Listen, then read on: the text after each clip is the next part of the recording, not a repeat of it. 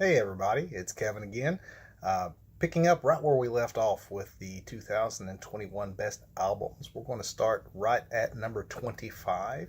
And my 25th favorite album of 2021 is the Felice Brothers, From Dreams to Dust. If you're not familiar with the Felice Brothers, I will tell you right now the first thing you're going to notice when you listen to it is that Ian Felice, the lead singer, has a remarkable similarity in his vocal stylings to 1960s era Bob Dylan. So whether this is a positive or a distraction for you is going to depend on the person. I love what the Felice Brothers have done. I've followed them for some time, and particularly I think this album is maybe the best that they have put out to date. What they have done is that they gathered together in a one-room church and performed most of these songs live. It was produced by Mike from Bright Eyes, and I think it has that kind of ramshackled feel to it. And honestly, they had me as soon as Ian rhymed Francis of Assisi with ACDC. So that alone puts it on my best of list. But if you like folk rock, particularly of the '60s style, Felice Brothers is the way to go, and this album is a great one. Moving on to number 24, Lord Huron. I've also had several Lord Huron albums in my collection that I've enjoyed and listened to, but through the years, to be honest though, while pleasant, while great background music, I rarely went back to a lot of those albums. They sort of just disappeared into the ether as soon as I finished listening to them. Not the case with their new album, Long Lost. I believe that this has a lot to do with a slight tweaking of their sound. It's not. It's still dreamy, but it's definitely more memorable, more hooks, a little more upbeat, and some variety. In fact, there are times that this album reminds me of Fleet Foxes, and if you love the vocal harmonies of Fleet Foxes, you're certainly then going to enjoy, I believe, this Lord Huron album because it sounds like the Fleet Foxes if the Fleet Foxes were produced by maybe the Byrds or something along those lines back in 1967. Chris Hillman behind the boards or something along those lines. So if a Fleet Fox meets country sounds like something you'd be interested in, check this one out. It has retro vibes all over it and amazing vocal interplay. I think that it's worth your time and attention. Moving to number 23, another stripped down countryish Americana type record. We have the legendary songwriter John Hiatt.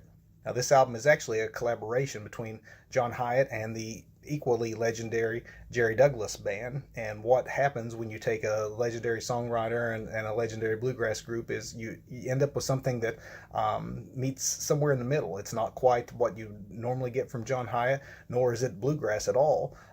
In fact, if I had anything to compare it to from John Hiatt's catalog, it would probably be his Crossing Muddy Waters album, which if you are a Hiatt fan and enjoyed that acoustic work, you're going to really love this. Now, it's not all laid back. There's just no drums. There's still some upbeat numbers. And it's honestly, John Hiatt, 80s John Hiatt into the 90s was definitely his high water mark. But over the last 10 years, he's made a really strong case that he's maybe overlooked at this point in his career. He keeps putting out consistently strong work, and this definitely falls into that line, just a little more on the acoustic side. They do most of it is originals, but or I shouldn't just say originals, but new material.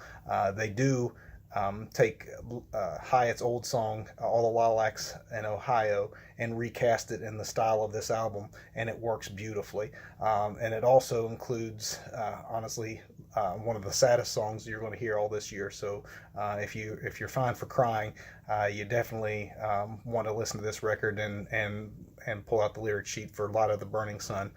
Beautifully written tune. My number 23 album of the year.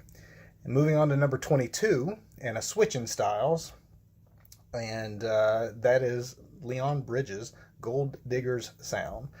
I loved Leon from the moment I heard him. And when I first heard him on that debut, it was soul music in that '60s style.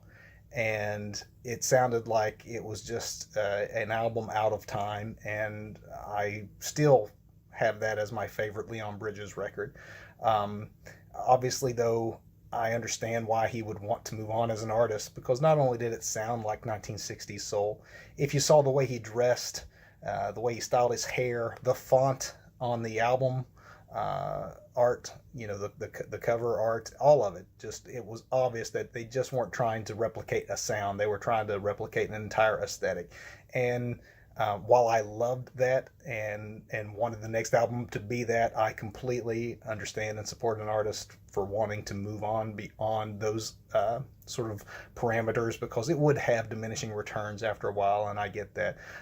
But the second album, while strong, it was, I think, an attempt to show I can do all these other things. So it was a little bit all over the place. With Gold Digger's Sound, I think that what he's done is an album that's not retro soul in the manner of the first, but not nearly as all across the map as his sophomore efforts. So Gold Digger Sound sort of marries the best of all of these worlds, where it's a little bit of an album out of place, in that you couldn't necessarily listen to it and pigeonhole what era it came from, which sort of makes it more a uniquely his own Leon Bridges sound, which I'm sure is what he's going for, trying to stamp himself out there as a distinct artist. So if you like 90s style R&B, as well as some of the soul music from the 60s and 70s, definitely give Gold Digger's Sound a listen. It's not just love songs. He has topical songs and things he tackles like that as well, which is also a little bit of a branching out for him, and I think mostly extremely successfully done. Check out the new Leon Bridges, my number 22 album of the year. And then we'll conclude with number 21, and that is Steve Earle's JT. And I typically don't consider cover albums in my albums of the year list. I always look for originals. I don't think of cover albums as necessarily the kind of albums that make best of lists, but this is not your typical covers album. For those who don't know Steve Earle's history, he's a legendary singer-songwriter, Americana icon, country rock icon. Came up through the 90s. I've been pretty much following him. Actually came up in the 80s, and I've pretty much been following him since that time. Was a big fan. But honestly, over the last 15 years or so, more than his work, I actually have better appreciated the work of his son, Justin Townes Earle, who was a distinct singer-songwriter in his own right. A lot more country-ish, a lot more hill country blues, I guess, maybe traditional sounding than his father. Had a more high and lonesome voice than his dad's sort of gruff, rock country shout that he has. But Justin's work, I think, would have placed him as a legend in his own right if he'd been given enough time. Unfortunately, he had some of the same demons that his father had, with drugs and alcohol addictions. And unlike Steve, who is a recovering addict, Justin did not conquer his demons and succumb to them. And this is a tribute record from father, who had a contentious relationship, but loving relationship there towards the end with his son. So this album is Steve reinterpreting his son's work, and it is as affecting as that description probably makes it sound. Because Steve Earle doesn't have the same type of variance in his range, I guess you would say. It's interesting to see that where Justin's originals would go from sort of a soulful country swing to traditional country blues. Once they're reinterpreted by Steve Earle, they all kind of sound like Steve Earle and the Dukes music, which is a really kind of cool thing that makes it more than just trying to replicate what Justin had done.